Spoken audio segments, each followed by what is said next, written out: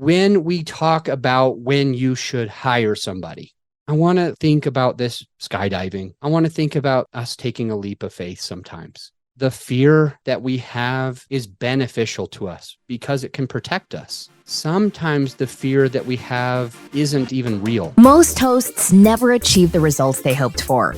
They're falling short on listenership and monetization, meaning their message isn't being heard and their show ends up costing them money.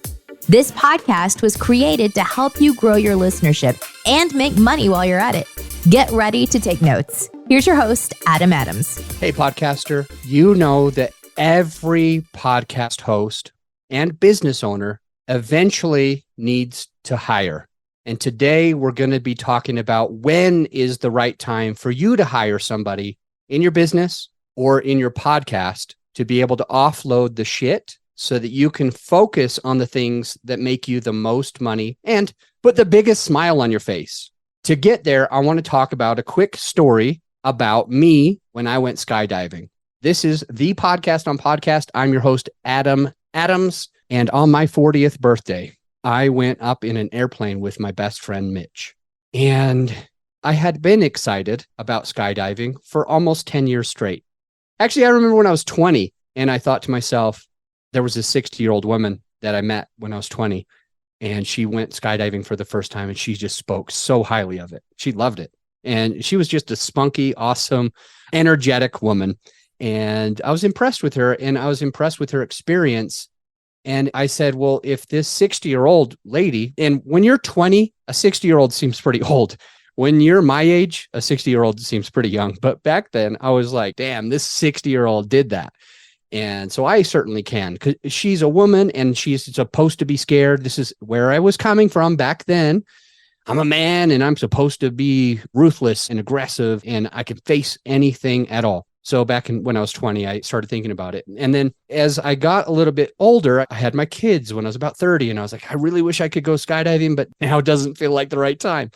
And so over the years, it got closer and closer until the day that I told you about, which was my 40th birthday, when Mitch and I got in an itty bitty, perfectly good airplane and started flying up. Interestingly enough, we were the second flight out of the day. And so we were there pretty early. And as we started going up, on our right, there became a thunderstorm. We were well away from that thunderstorm. But I remember thinking, man, I hope this doesn't get where we are. I hope we don't fly into it. And then there became another thunderstorm on our left. And I'm looking out the other window. And I'm like, holy cow, like I'm pretty sure we're not going to go anymore because if we go, I'm going to get struck by lightning. I'm going to get rained on. And the rain, I don't know. This is the first time I had ever jumped out of an airplane. I was like, the rain is going to mess up my parachute. It's going to ruin the parachute. And so maybe the parachute's going to be too heavy. It won't open up and I'm going to die. So I'm sitting here worried as all heck. And I start to doubt myself. I start to question myself to the point that I remember saying that it's really loud in here, but I'm going to find a way to get out of this. Like got a thunderstorm on my right, thunderstorm on my left. I was already a little apprehensive because I've never done this before. And I said, I'm going to let these guys know. I feel bad. Mitch came all the way up here. He spent all the money to be here as well.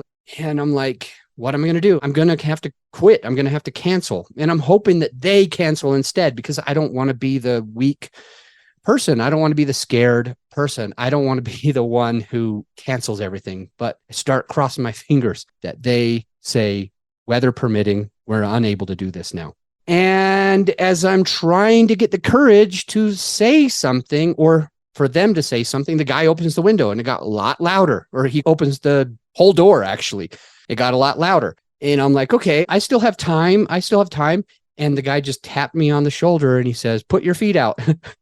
Like an idiot, I put my feet out the freaking perfectly good airplane without even thinking. He basically hypnotized me because I was planning on canceling. And then he said, put your feet on that. So I lean forward and he's like, 1, 2, 3. And we jump and I freak the hell out. I am dropping down from like, I don't even remember how high. I think it was 30,000 feet or 20,000 feet. But we jump out and we're going down and down and down. And I'm like, oh, what if the parachute doesn't open up? What if we run into bad weather? What if he doesn't land me back into the safe place that we need to land? And all of these things are going through my head, but I took that leap of faith, really ultimately without even knowing it. But even though I was apprehensive, I jumped out the plane. And I remember what happened when we landed. It was very, very windy. And so we had to go, I think it was against the wind. I don't recall if it's with the wind or against the wind. At any rate, we slid pretty far. We slid really, really far. And in fact, my estimation was that we slid like 50 yards. Nobody believes me. Everybody's like, it wasn't quite 20 feet, but we'll go with 50 yards. Anyway, we slide in. And then I see Mitch slide in after me. He jumped out of the plane after me. He said, if he didn't see me go, he wouldn't have gone. And I was saying, if you went first, I definitely would not have gone. If I saw you jump out the freaking plane and before I saw the parachute open up, I definitely would have said, oh, I'm out. I'm going home. I don't need to do this. And he said, if he had to go first, he wouldn't have gone. But since he saw me jump out, he was like, okay, I'll jump too. So we were both apprehensive. We were both a little nervous. At the end of the day, we get down to the ground, and whether I slid 20 feet or 50 feet or 20 yards or 50 yards, we slid in.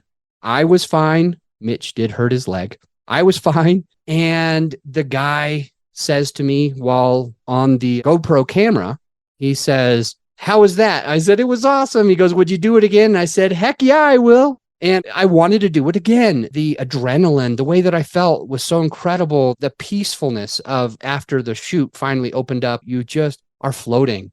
And it's surreal because you can see everything and the view is amazing. And now that the chute finally gets you, you feel safe. And once you get to the ground, it's like, I want to go right back up. Other parts of the story, we were actually the last jump. And so luckily I was able to go and I was able to experience that on my 40th birthday. And when we talk about when you should hire somebody, I want to think about this skydiving. I want to think about us taking a leap of faith sometimes. Sometimes the fear that we have is beneficial to us because it can protect us. Sometimes the fear that we have isn't even real. I took another ice bath today, and I don't know why I'm always afraid to get in the ice bath. I know it's not going to hurt me. I know it's going to be fine. I know I'm going to feel great after, just like with skydiving. But I feel a little scared every time. And before I hire somebody, I frequently feel a little scared. I don't know for sure if the money is there, but I know that I need the person, and I can see that if I hire the person, bring them into the company, that ultimately they could make my life a lot easier, and I could increase the amount of revenue that I make. So as we talk about taking a leap of faith and knowing when to hire somebody, it has to be a balance. It has to be a place where you understand. You definitely don't want to destroy your future. So you don't want to hire so early that you're going to lose revenue or that you're going to go bankrupt, but you normally need to hire before you think you need to hire. So when it becomes part of your podcast and you've got your podcast and right now you're editing your own show, right now you're publishing your own show, and it's taking you, let's just pretend it's taking you 12 hours. That's a fairly average. I know when my team does the editing and post-production for somebody, we usually take 15 plus hours of our own time and effort to be able to get everything taken care of and right. That goes between audio editing, video editing, writing the show notes, emailing their guests for them, creating the promotional materials, posting on their social. When you add all of that up for one episode, it's usually about 15 hours of work. And if you're that person who's doing that 12 to 15 to 20 hours of work per episode, and you got 1 or 2 episodes a week, then you are spending at least 12 hours where you're taking your eye off the real ball. You're taking your eye off the revenue generating from your own business and maybe even your family. And you're thinking, I've got to hold on to this small amount of money because I need to air quote this. I don't have $200 to pay somebody to edit my episode. If you don't have $200 to pay somebody to edit your episode, but you're spending that 12 hours, then you're basically paying yourself $17 an hour. And I promise you, I know that you are worth a lot more than $17 per hour. I'm confident that you are worth more than 15, $20 an hour. I think you're probably worth 50, 100, 300, or even more than $1,000 per hour. With that in mind, when you take your eye off the real ball and you edit your own podcast, you email your own guest, you do all of your own social media, and you're writing your own show notes, and you're spending that 12 hours to save $200, in actuality, you could be losing thousands of bucks. Thousands of dollars a week could be being lost because you want to save 200. And you're thinking, I just can't take that leap of faith. I'm scared. We're really, really high. There's a rain cloud on that side. There's a thunderstorm on that side. Maybe I should just fly down. Well, you're wasting your time. You're wasting your money, and you're never going to feel the exhilaration. I hope I'm saying that word right. It doesn't sound right. You're never going to feel how good you can feel when that chute opens up and you know you're safe and you're glad that you made that decision. The same thing can be had. The same thing can be said about your business. Right now, you might be stressed. You might be struggling. You might be a solopreneur. I recommend that you at least hire your first personal assistant or virtual assistant. I have a personal assistant who helps me with all sorts of amazing things. It saves me so much time. I pay $24 an hour, and I'm able to save all of this time so that I can focus on my business, so that I can do podcasts like this and help you, so that you might hire my company, so that I can do, what are they called? Discovery calls with folks that are looking for help with their podcast or getting a virtual assistant. And it allows me to be able to move my time so that I don't have to be bogged down and stressed with doing my dishes, doing my laundry, taking the cars in for oil changes, getting the tires switched from winter tires to summer tires, or from summer tires to winter tires. Like, sitting there at Big O for 3 hours isn't worth my time. I would much rather pay $75, or I guess what is 24 times 3? 70, I don't even know, $72. So my point being that by you getting your first personal assistant, $17 an hour, $20 an hour, $25 an hour, or your first virtual assistant, $3, $4, $5, $6 an hour, $10 an hour at max, you're going to allow yourself to be able to focus on the things that really make the needle move, really move your business forward. And it really takes a leap of faith to be able to do that. If you need any help, then you could call Grow Your Show. Go to growyourshow.com. We serve podcasters. We offload all the hard shit from you so you can focus on your business. If you want to get your own personal assistant, I recommend that you go look on your local Facebook page, or I think it's called Nextdoor, and then look for somebody. Say, hey, I need somebody for 10 hours a week, or I need somebody for 20 hours a week. I used to have mine go full time, but I can't do that anymore. But I can at least have her support me with the things that I need for 5, 10, 15 hours, 20 hours a week sometimes, but I no longer need 36 to 45 hours. And it's allowing me to be able to be more successful. So go to nextdoor.com, go to the Facebook group in your neighborhood, and just ask if there might be somebody who's looking for work, a kid who just graduated high school or is in between semesters for college, or maybe a mother, or whomever is around you that's on that app, on that platform.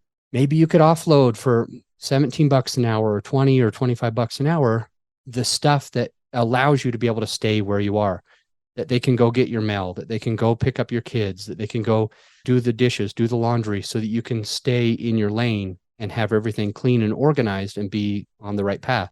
And if you need help with a virtual assistant, you can go to growyourshow.com/VA. V stands for virtual, A stands for assistant. So if you go to growyourshow.com, but make sure you put /VA, I can help you by getting you placed a virtual assistant that can support you, where you end up paying them $3, $4, $5, $6 an hour, $10 an hour at the very most, for them to either work part-time for you or full-time for you. It's taking that leap of faith. It's scary when the door to the airplane opens up and you're like, oh shit, am I sure about this? But the moment that the parachute opens up, you feel a humongous relief, and it's just gorgeous. The moment that you are safe on the ground, all you can say is, I'm glad I did that, and I would do that again. See you on the next episode. You're not alone if you're ready to either get your very first affordable microphone, or if you're ready to upgrade your equipment to some legit podcasting studio equipment. Because on all of the forums over the last few months, I'm seeing this all the time. Even my own personal clients that work with my team, they're ready to get that next microphone. They're asking us for it. Additionally, when I'm on discovery calls with potential clients, they're always asking for this stuff. Hey, what mic do you recommend? Hey, what lighting do you recommend? What webcam should I be using? So many questions. And so what we did, my whole team has put together a PDF so that if you're one of those people who is looking to either get your very first affordable microphone, or if you're ready to upgrade your equipment to more professional podcast studio equipment, whether it's soundproofing or whatever, we've got you covered by going to growyourshow.com/PDF. And you can download the PDF for free, or right there on the webpage is everything that you would have, and you don't need to download the PDF. Either way, just go to growyourshow.com/PDF, which will put you to the podcasting equipment that me and my team have personally vetted. I'll see you on the next episode.